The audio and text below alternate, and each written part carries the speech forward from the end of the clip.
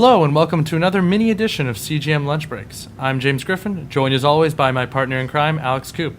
Today we're playing some Gears of War 3. Now personally, I'm kind of a newbie to this franchise, but Alex, I know you're a huge Xbox guy. What can you tell me about Gears of War? Chainsaws. Lots of chainsaws. And okay, I guess there were some other cool things about it. No, I'm joking. When I think of this series, I think of intensity. When I first saw it in action all those years ago, I was pretty blown away at how ferocious everything felt. And I really liked the single-player campaign, specifically for the first one. It was really immersive, there was no heads-up display, and I really liked that. It also allowed you to soak in the environment you were placed in even more. The architecture was really cool, lots of columns and Roman-like buildings, and the fact that it didn't take place on Earth was a nice touch. There was a lot of bro talk that got old quick, and character development throughout the series wasn't that interesting, but there was an obvious attempt at trying to add this unique flavor with this off-world setting, and the interesting environments and designs really helped. Then, of course, there was the multiplayer. Whoa, Alex, it sounds like you're quite the GAO fanboy.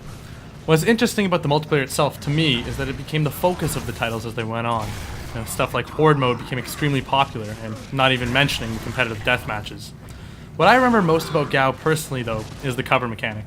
Adding in a cover button changed the way we played third-person shooters. There was more of a fluidity. I mean, flagship titles wouldn't be the same. Uncharted wouldn't be Uncharted if Gears hadn't existed. I guess it's too bad Gears really wasn't as good as these other titles. Nah, I'm just kidding. You're funny, James.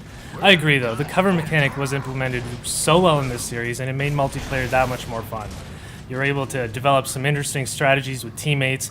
I mean, I remember hiding behind a doorway with a friend and just waiting for an enemy to walk by, only to be introduced to the buzzing sound of our chainsaws and then turn into tomato paste. It was really fun. And then it made the control scheme was really simple as well. Most of the actions were just attached to the A button. And people are still playing Gears of War 2, which just shows the love the series is getting from its fans. I just kind of wish they stuck with the horror vibe the first Gears of War had. That was an excellent survivor horror game, and I didn't really get that feeling with the other two. Wow, that sounds pretty neato, Ali. Yes, horror survival horror, how you have changed. I mean, the genre to me really has become more about action than the scares. For example, the first Dead Space was outright horrifying, but by third entry, it was just a bunch of dudes like us taking care of some aliens. I mean, not to mention the beloved Resident Evil, which has taken a ton of downturns, especially after number 4. What I really miss is games like Silent Hill 2, where, like a great movie, the atmosphere was one of the main focuses. But those days, I think, are long gone, and now we must surrender to the whimsings of the great Coal Train. Coal can be scary. Sorry, I can't joke about that. Anywho, it looks like our lunch break has come to an end as well. Thanks for tuning in. I'm Alex Coop. I'm James Griffin. We hope you enjoy the rest of the live stream.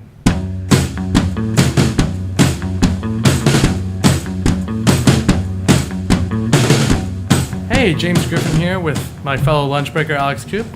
We still got a bit more time till the live stream comes back on, but we've got a nice piece of merchandise to show you all. The next issue from CG Magazine, talking about Xbox One, PS4.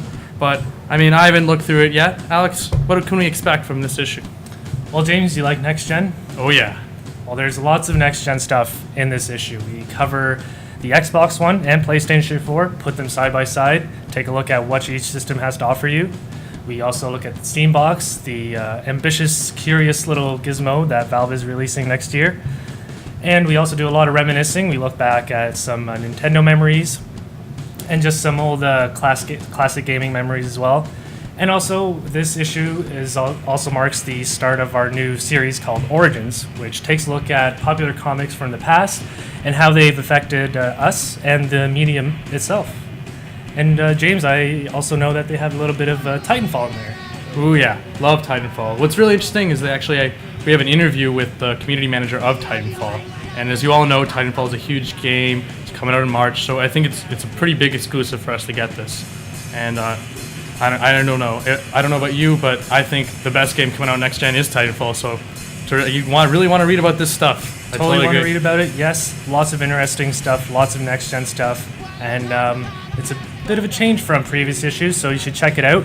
You can get it on Zinio, or you can just purchase it. You can purchase the physical copy, and stores are on November 26th, so be sure to check it out. I'm Alex Coop. I'm James Griffin. And enjoy the rest of the live stream. See you there.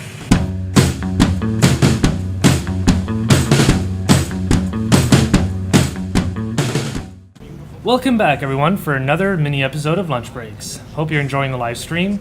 Right now, James and I are playing some Forza Horizon on the Xbox 360.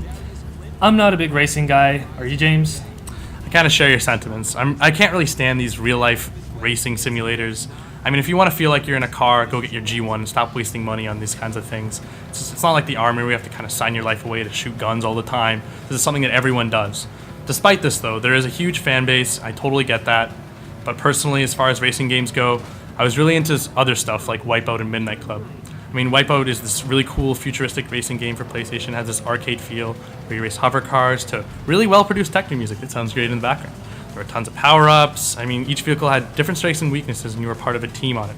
And I mean, Midnight Club was this street racing game, open-world feel, a lot of customization. And I mean, customization you really care about, like changing the colors, putting on like cool tattoos onto the car. And above all that, it really didn't take itself too seriously. Exactly. I played a lot of Midnight Club on the original Xbox, and the open world aspect was easily my favorite part. Discovering all the shortcuts and perfecting them during races, it was supremely satisfying. And with racing games like Forza, I just get bored quickly. I'm sorry, guys. Sorry, racing fans. They often look amazing, though, and they've come a long way.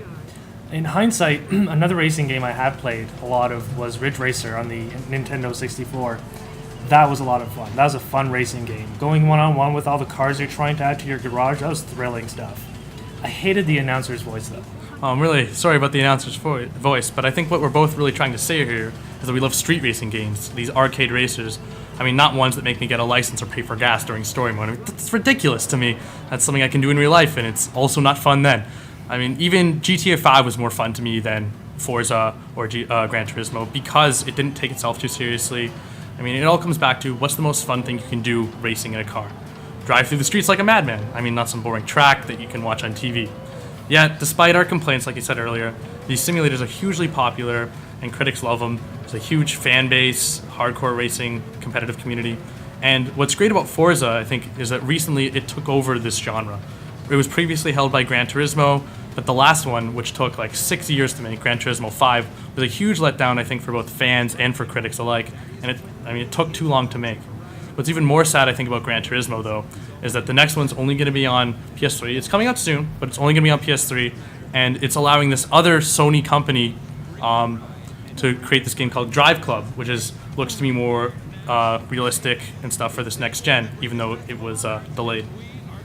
It's true. It's unfortunate what happened to Gran Turismo, to the series itself, and it's too bad that Drive Club was pushed back as well. Forza is no doubt the flagship title right now for the Xbox One, and isn't it the highest rated title out of all the current games available for both consoles? I mean, that's pretty impressive. It's going to be interesting, but that's enough Forza talk for now, so we'll throw you to a sound off with Wayne Santos, and then send you back to the live stream. This is Alex Coop with James Griffin. We are the Lunch Breakers. See you next week.